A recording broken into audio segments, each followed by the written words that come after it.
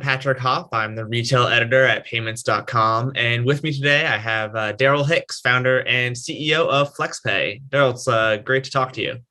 Yeah, thanks a lot for having me, Patrick. Really appreciate it. Great to be here with you today.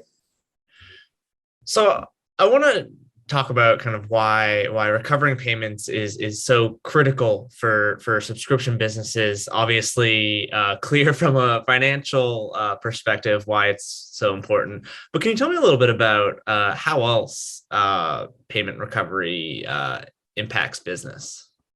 Yeah, for sure. It's interesting. We've done studies across thousands of merchants and discovered that about 48% of all churn in subscription businesses comes from failed payments. And it's fascinating to me because, as we speak with CEOs and CFOs of large businesses and they're focused on churn, when you talk to them about what they're doing to fix the churn problem, it's so often about downsells, upsells, cross sells, emails, promotions, customer service, save sale strategies.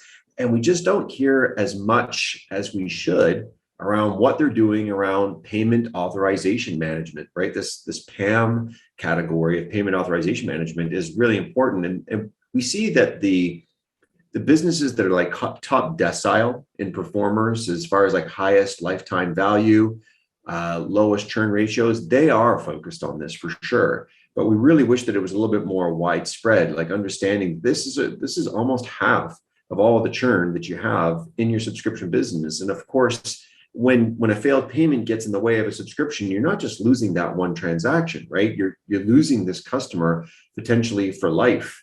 So it's obviously churn is affected by this, customer retention, but even also your acquisition costs, because it might not seem as intuitive, but if you're able to really manage the payments, right? If your payment account management is on point and your lifetime values are higher, then that means you can actually afford to pay more in acquisition costs because you're generating more margin per customer, which means in the highly competitive environment that we have right now for getting attention, especially through digital means, you can actually outbid some of your competitors and be able to pay more in order to attract customers. And it can open up even new cohorts of customers that may not have been profitable enough for you in the past, but now are profitable enough that you can attract them as well. So you're widening the net, but you're also able to outbid competitors as well. And then customer satisfaction as well. We've seen it show up even in NPS scores, where a merchant that has a really solid payment authorization management strategy is going to end up with higher customer satisfaction just because they're not needlessly annoying their customers with these failed payments or disrupting services as much. It seems intuitive when you hear it, but unfortunately not enough merchants really kind of think about it in advance. So how can payment recovery maybe be optimized to kind of both reduce the costs, but also improve effectiveness? Yeah, there's a lot of low-hanging fruit that can be done. And again, at scale, merchants tend to focus on these things like what's the timing of the transaction that I'm sending through. Turns out that processing subscription payments in particular during business hours in the early afternoon on the East Coast tends to be a really good strategy for slightly higher approval ratios. They're looking carefully at like their merchant category code and understanding whether that's properly optimized in order to get the highest possible approval rates. And they're making sure that all their data fields and gateway flags are configured just right. Like, are you using the recurring flag? What are you doing with 3D Secure 2.x? Things like that.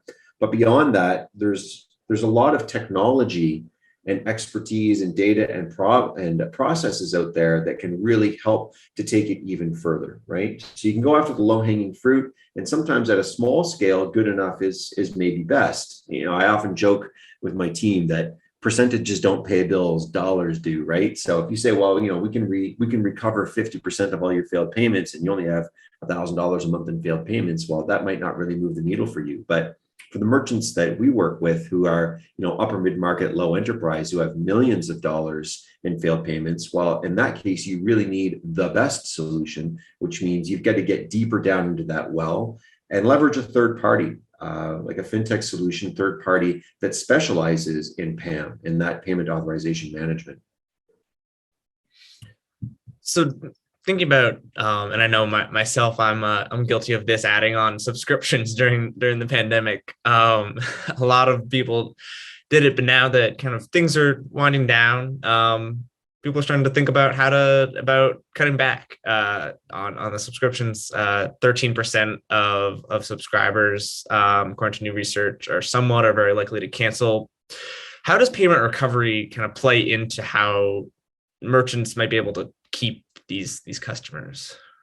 Yeah, it's a really interesting point. There was some great research that came out. I think it might have been in a similar study to the one that you were referencing that shows that in the US, adults who have at least one subscription continue to buy more subscriptions, which is the opposite of what you might think, where because there has been kind of like this pulling back lately. But the percentage of adults without a subscription are not purchasing subscriptions for the first time. So what this is telling us is that the growth in the overall pool of consumers for subscriptions is slowing, which means retention, therefore, is even more critical if you're going to be able to protect your margin as a subscription merchant.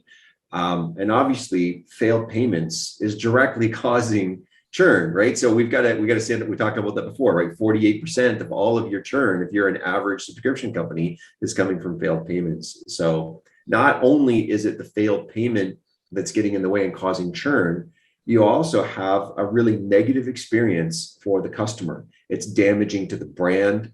If you're re-engaging with them through digital means, whether it be email or customer service or texting or things like that, it can really be an irritant to the customers. It's giving them an opportunity to churn out voluntarily. So really, any customer involvement whatsoever that gets involved is going to create some friction, which means that really what we should be focused on is fixing the payment rails as best as we can, right? This is why payment authorization management is so important, because it ends up being invisible recovery. It's no interaction with the customer required, no having to suspend services or anything like that. It's so much more seamless.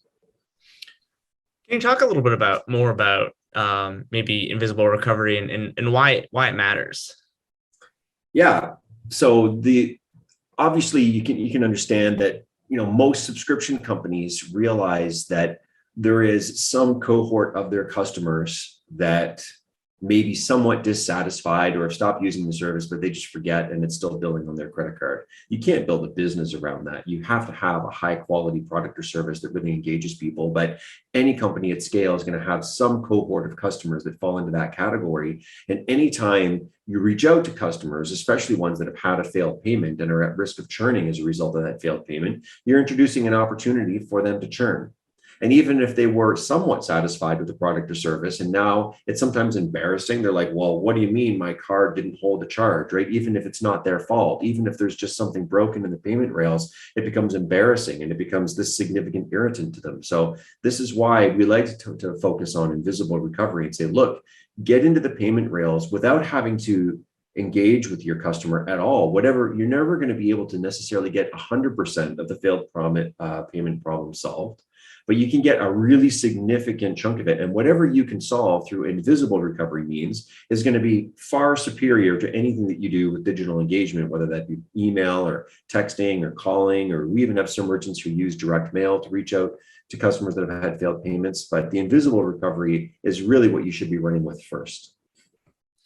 And I'm sure customer experience is key in payment recovery plans. Yeah, for sure. I mean, these negative experiences that customers are having directly increase churn.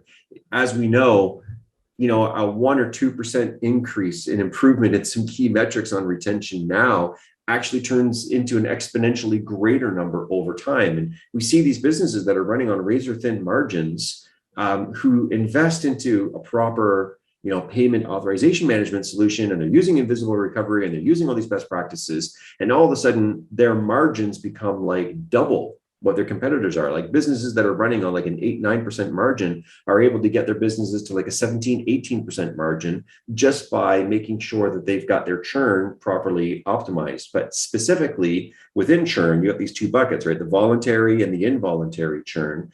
The ones that are really focused on the involuntary churn and using best practices on that component tend to get outsized rewards downstream long-term, and just having a so much more efficient and well-run business, just making sure that they're not having these problems in the first place. Well, Daryl, thank you so much for taking some time to chat. I really appreciate it. Yeah, we have a lot of data on this problem, and I'm really happy to kind of get out there and share it, and hopefully it's useful to your listeners. So thanks for giving us the opportunity.